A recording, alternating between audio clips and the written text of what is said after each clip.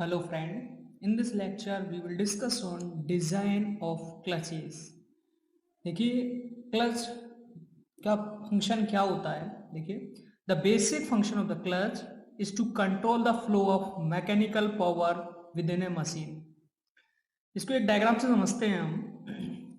यहाँ पर देखिएगा मोटर या एक इंजन है, ये यहाँ पर एक मशीन है जो कि इस मोटर की सहायता से चल रही है। बीच में देखिएगा यहाँ पर ये एक ड्राइविंग शाफ्ट है जो कि मोटर के द्वारा रोटेट हो रही है। ये एक ड्रिवन शाफ्ट है जो कि मशीन से कनेक्टेड है, जिसको ड्राइविंग शाफ्ट रोटेट करेगी। देखिए यहाँ पर दो प्लेट लगी हुई हैं, इन दो प्लेटों के बीच में हमने फ्रिक्शन मटेरियल यूज किया हुआ है। जब ये आपस में कांटेक्ट करेंगी तो ये जो अपना टॉर्शनल मूवमेंट है वो इस शाफ्ट को ट्रांसमिट कर देंगी। तब क्या होगा, पावर एक शाफ्ट से दूसरे शाफ्ट में ट्रांसफर हो जाएगा और यहाँ पर मैकेनिकल पावर है वो ट्रांसमिट होने लग जाएगा। तो ये जो आपको ये जो प्लेट दिख रही है, यही इसी को अरेंज करके हम क्लच बनाते हैं किसी मैकेनिज्म की सहायता से। देखिएगा इस प्लेट को मैंने यहाँ पर ड्रॉ किया हुआ है।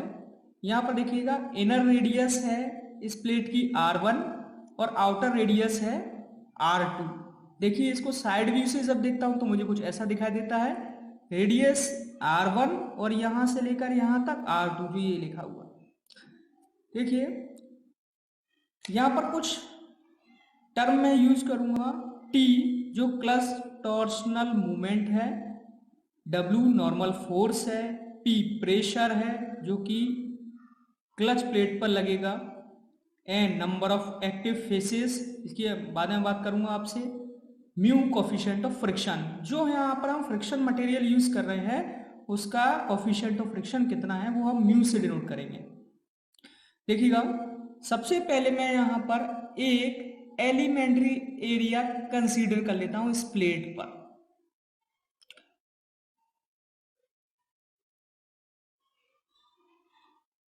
मान लेता हूं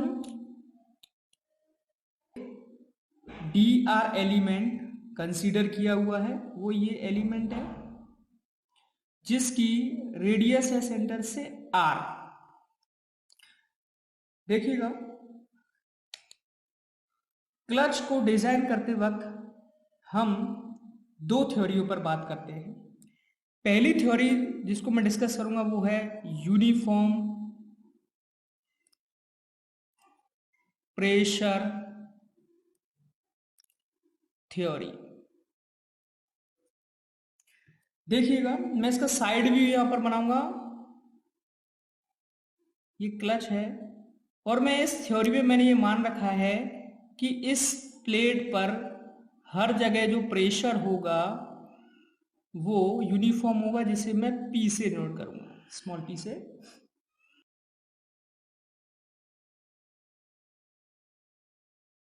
अब मैं इस एलिमेंट एरिया पर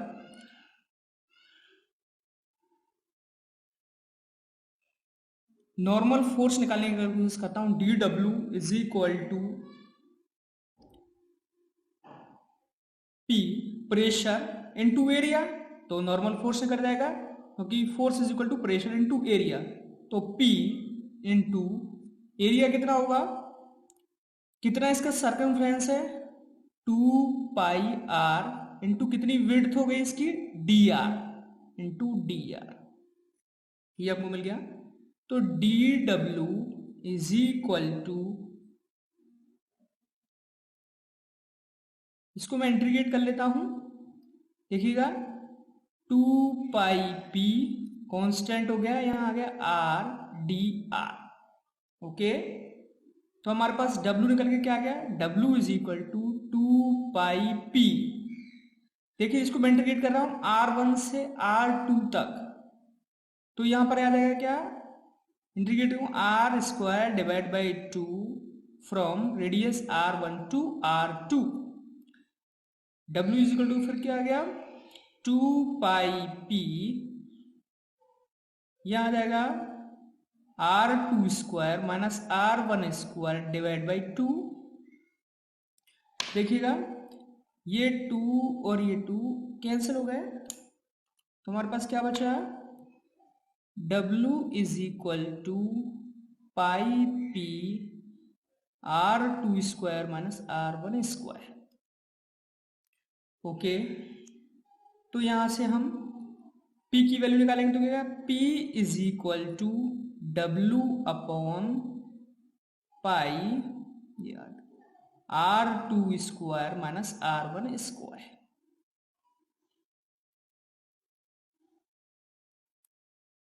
इसको मान लेते हैं हम इक्वेशन 1। ओके, अब हम देखते हैं,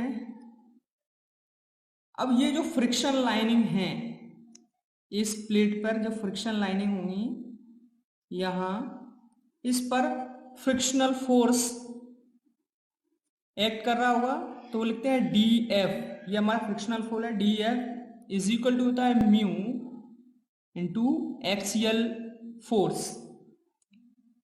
तो यहां पर डेल्टा टी टॉर्सनल मूवमेंट कितना होगा, आर इंटू डेल्टा एफ इस एलिमेंट एरिया में।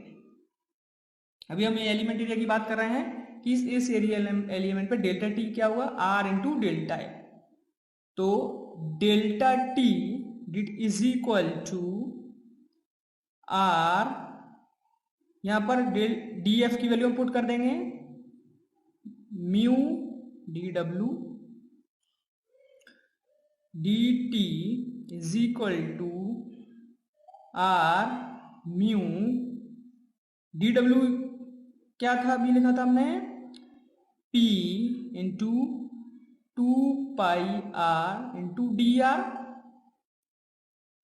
D T is equal to क्या हो गया, 2 pi mu P r² D R.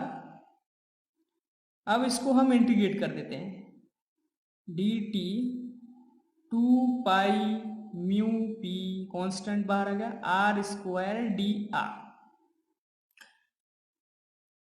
तो देखिए t is equal to 2 pi mu P, ये आ गया r³ 3, और इंटीग्रेट किया हमने r1 से r2, r1 से r2।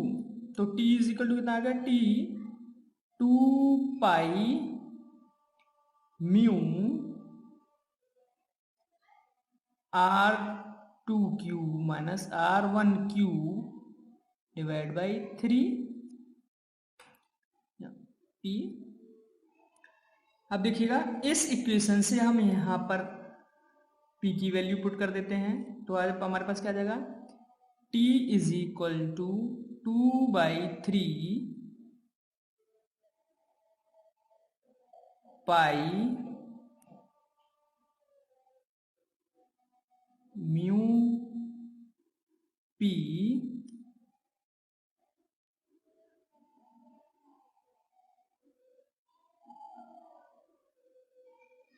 यहाँ हो जाएगा W r2³ minus r1³ upon, sorry एक बार लिए 3W अपॉन नीचे क्या हो जाएगा, पाई r2² माइनस r1²।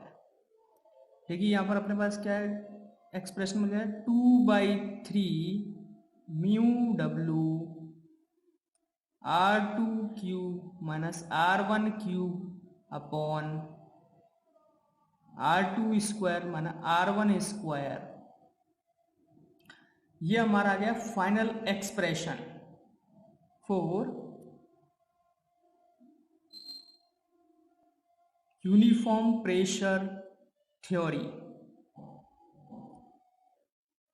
ये जो इक्वेशन आई हुई है, ये इक्वेशन आई है, यहां पर हमने एक्टिव फेसिस 1 लिया हुआ है। अगर मान करते हैं यहाँ n number of active faces होते तो यहां पर हम लिखते t is equal to 2/3 mu n W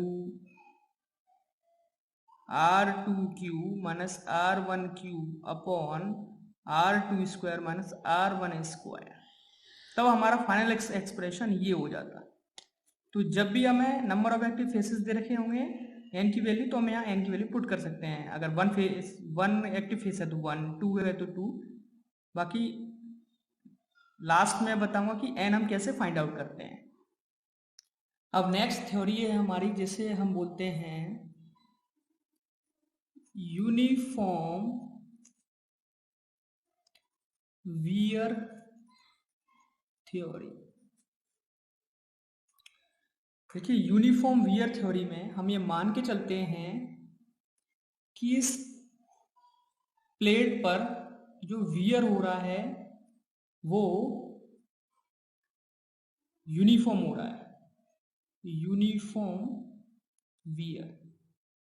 और यूनिफॉर्म वियर के लिए क्या कंडीशन है, प्रेशर इनटू रेडियस का जो मल्टीप्लिकेशन होता है वो होता है constant, P R is equal to constant. Okay, देखिएगा यहाँ पर भी वही एलिमेंट एरिया में यहाँ पर कंसीडर कर लेता हूं, ये डी आर रेडियस पर देखते हैं। देखिए, delta D W is equal to क्या आ जाएगा, सेम प्रीवियस इक्वेशन से, P 2 pi R D R, D W is equal to 2 pi P R D R. यहां पर देखने वाली बात यह है कि पी आर कॉन्स्टेंट टर्म है, तो जब हम इसे इंटीग्रेट करेंगे डी डब्ल्यू, तो ये 2 पाई पी आर कॉन्स्टेंट दोनों टर्म हो गए, तो यहां से आ जाएगा डी R1 से R2, then D W is equal to 2 pi P R from R1 to R2, then dw is equal to 2 pi pr R2 minus R1, then w is equal to हमारे पास आ गया 2 pi pr R2 minus R1। यहां से हम p की value find कर लेंगे, p is equal to हमारे पास आ गया क्या, w upon 2 pi R2 minus R1। Okay, देखिए ये हमारा प्रेशर फाइंड आउट हो गया कि प्रेशर कितना है। अब हम निकालेंगे torsional movement, dt is equal to R into D F. Frictional force, तो dt जैसे प्रीवियस मैंने बताया था, प्रीवियस थ्योरी में R mu D W. Okay, then dt is equal to R mu 2 pi R into P D R, then dt is equal to, यहां से देखिएगा 2 pi mu p into R D R. देखिएगा इसको मैंने ऐसा क्यों लिखा हुआ है, देखिए यहां पर ये पी आर का जो मल्टीप्लिकेशन है ये कांस्टेंट है, तो हम इसको कांस्टेंट को इंटीग्रेशन के बाहर लेंगे। देखिएगा, integrate D T is equal to 2 pi mu P R D R. अब हम सिर्फ आर का ही इंटीग्रेशन करेंगे, from R1 to R2, dt is equal to 2 pi mu P R का integration R square by 2 from R1 to R2, then t is equal to 2 pi mu पी R2 square minus R1 square divide by 2। देखिएगा यहाँ पर ये 2 से 2 cancel हो जाएगा, क्या इक्वेशन बचेगी अपने पास, t is equal to 2 pi mu P R two square minus R1 square. अब देखिएगा ये p की वैल्यू है, ये हम इस इक्वेशन में पुट करेंगे तो देखेंगे क्या वैल्यू आता है, t is equal to pi mu p की जगह w upon 2 pi R2 minus R1, p की वैल्यू पुट कर दी, अब R2 square minus R1 square. Then देखिए R से R कैंसिल हो जाएगा, यहाँ बच जाएगा पाई से पाई कैंसिल हो जाएगा, तो म्यू W/2। अब देखिएगा R2 square minus R1 square को क्या लिख सकता हूँ मैं, फॉर्मूला यूज करता हूँ A square minus B square का, तो R2 minus R1 R2 plus R1 divide by R2 minus R1।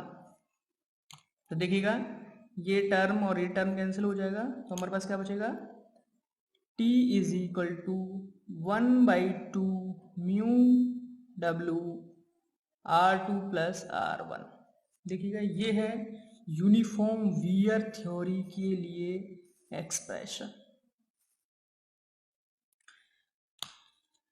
जब भी हम क्वेश्चन करेंगे तो हमसे जब हमसे क्लच डिजाइन करने के लिए बोला जाएगा तो या तो हमसे वो R2 फाइंड आउट करने के लिए बोलेगा, या R1 फाइंड आउट करने के लिए बोलेगा, या फिर बोलेगा कि T फाइंड आउट करने के लिए बोलेगा, या वो हमसे N फाइंड आउट करने के लिए बोलेगा। देखिए ये एक चीज़ थी, यहाँ पर ये एक्सप्रेशन निकला है वो सिंगल फेस के लिए निकला है। अगर N फेस के लिए निकालेंगे तो क्या होगा, T is equal to 1/2 mu N W R2 plus R1।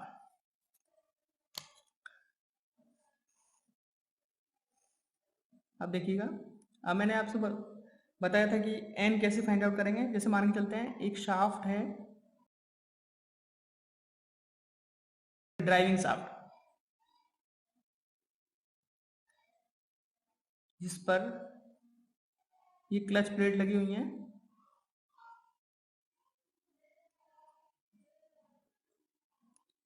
और ऐसे ही क्लच प्लेट लगी हुई है ड्रिवन शाफ्ट पर।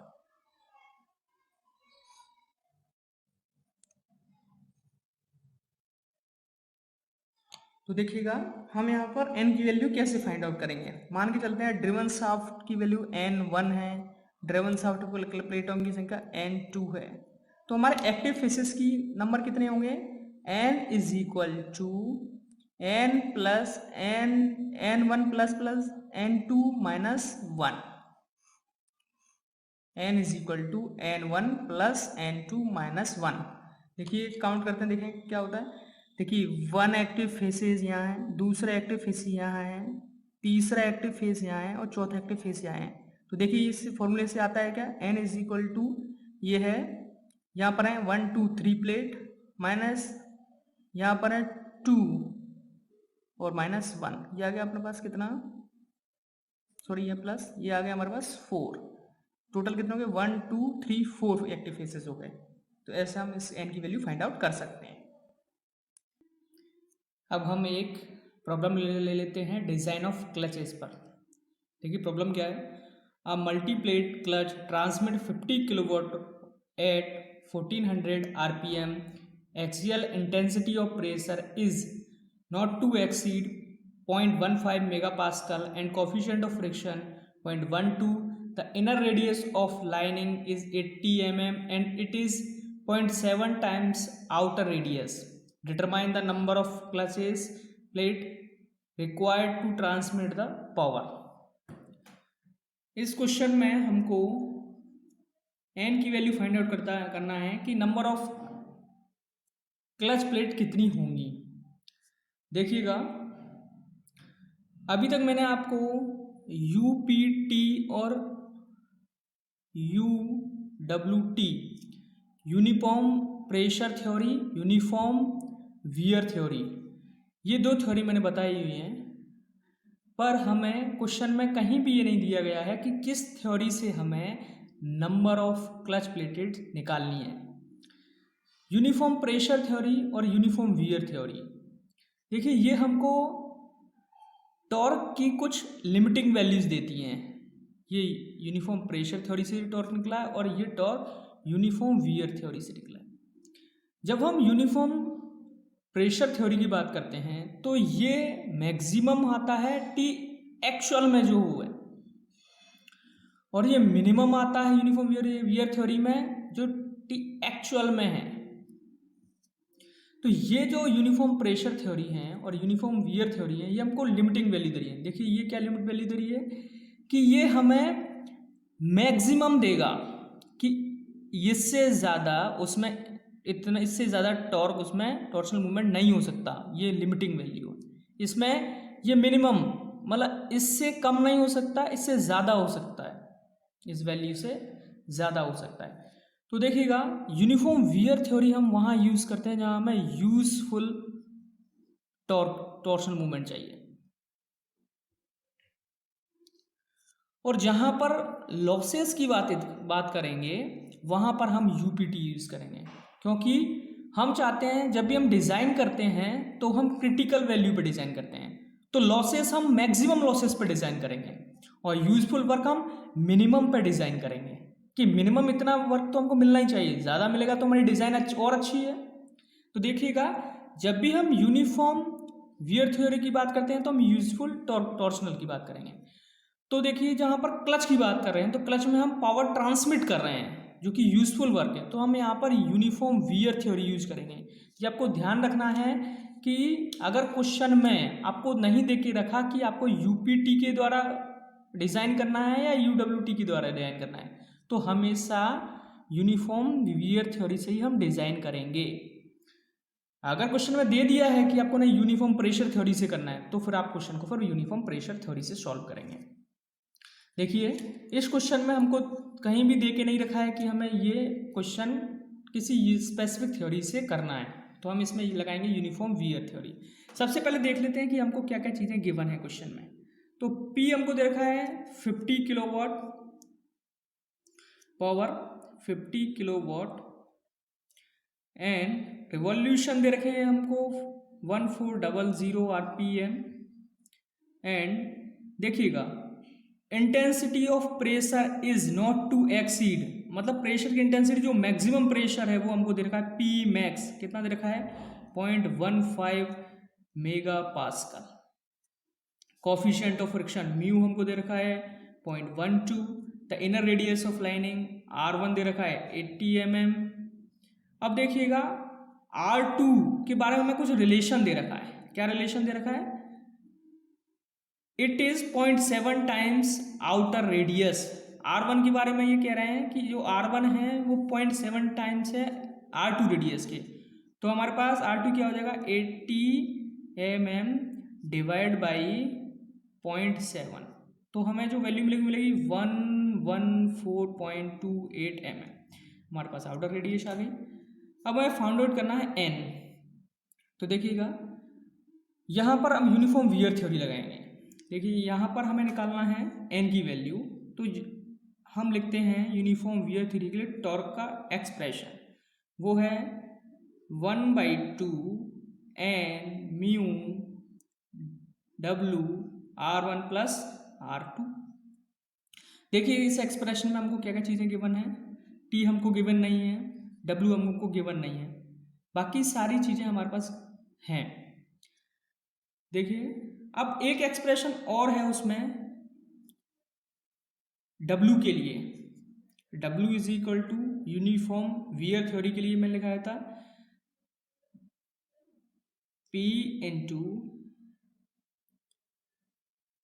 2πr R2 minus R1।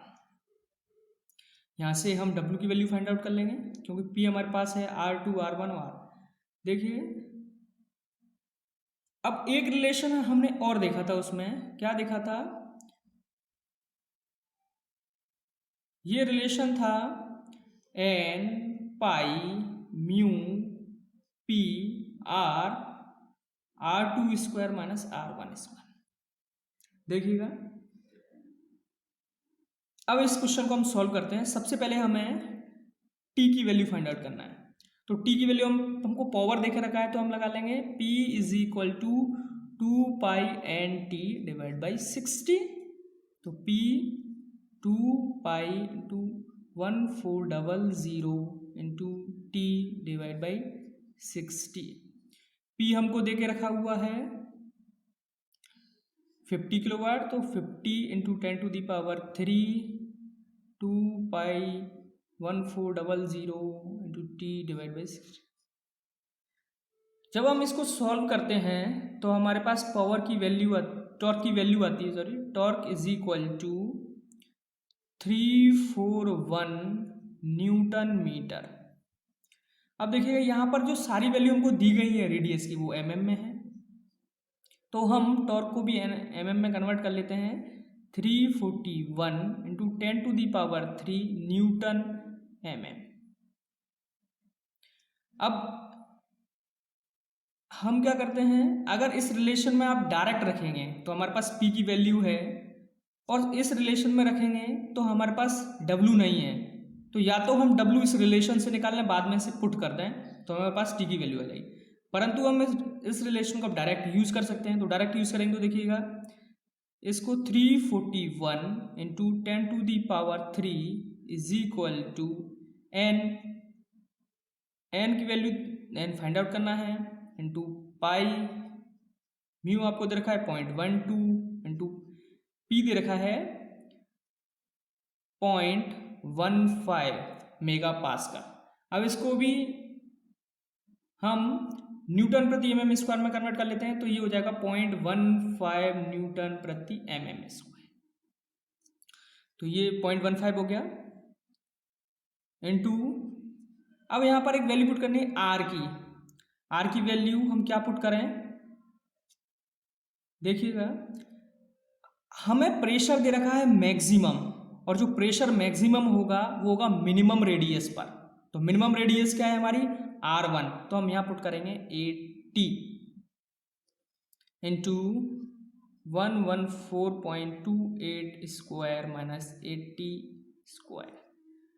यहाँ से हम n की वैल्यू फाइंड आउट करेंगे। जब इसको सॉल्व करेंगे तो हमें वैल्यू मिलेगी 1.32, जो इक्वल है 12 के। मतलब हमें n जो वैल्यू है वो है 12, मतलब हमें clutch plate 12 clutch plated use करनी पड़ेंगी, या 12 फेसेस, फ्रिक्शन फेसेस हमें यूज़ करने पड़ेंगे, एक्टिव फेसेस। या इस क्वेश्चन को हम ऐसे भी सॉल्व कर सकते थे कि यहाँ से हम w की वैल्यू फाइंड आउट कर लेते हैं। w = p 0.15, इस रिलेशन में लगा रहा हूँ मैं, into 2 into pi into r वही 80, R2 114.28 माइनस 80। जब हम इसको पुट करेंगे तो w = हमारे पास आएगा 2584.65 न्यूटन। इस वैल्यू को हम इसमें पुट कर देंगे तो वही हमें यही n की वैल्यू मिल जाएगा। पर ये थोड़ा लेंदी हो जाएगा, इसलिए हमें इसमें लगा इस एक्सप्रेशन वैल्यू पुट कर दी है। Thank you friends.